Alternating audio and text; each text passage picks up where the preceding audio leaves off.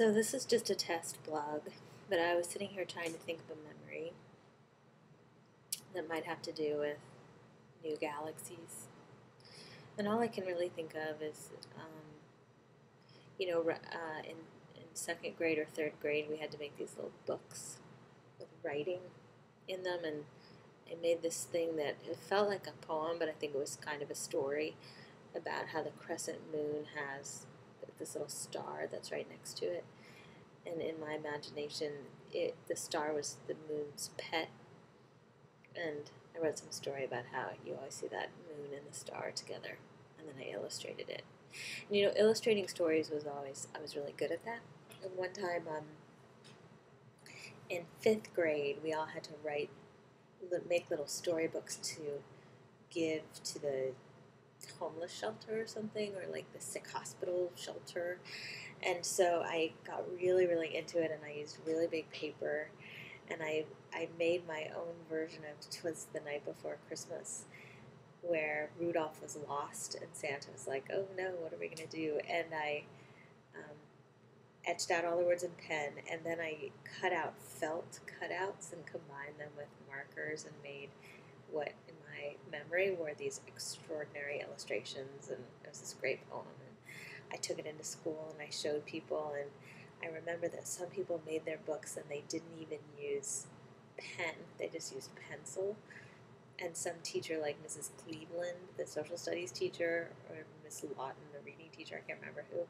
Miss Lawton was very Christian, and she always said,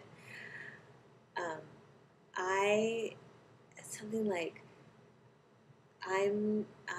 my anger is locked up in a little box, but I have the key. She would say things like that. And her son was in my class, Scotty Brewster, and something was wrong with him. Like, he was sort of too big. He was sort of big and blocky, and he couldn't see right. He had something wrong with his eyes, and one time he got this this big piece of grass stuck in his eye, and I just helped him by, I held his eye open, and then I reached in and got the grass out of his eye, because everyone was too squeamish or something.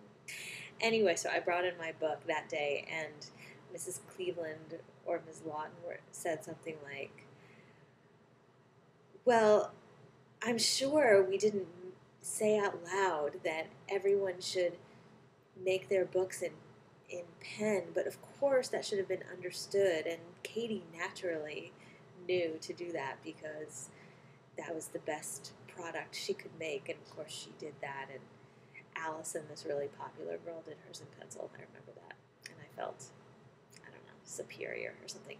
But then when we got to the homeless shelter to hand them out to the kids, I remember thinking like, oh, my book's going to go in this place, and are people really going to appreciate how amazing it is, and is it going to last? And no one will know that I did it. Like, no one will know that by Katie Pearl, and that it was by me. So was it all worth it? We'll never know.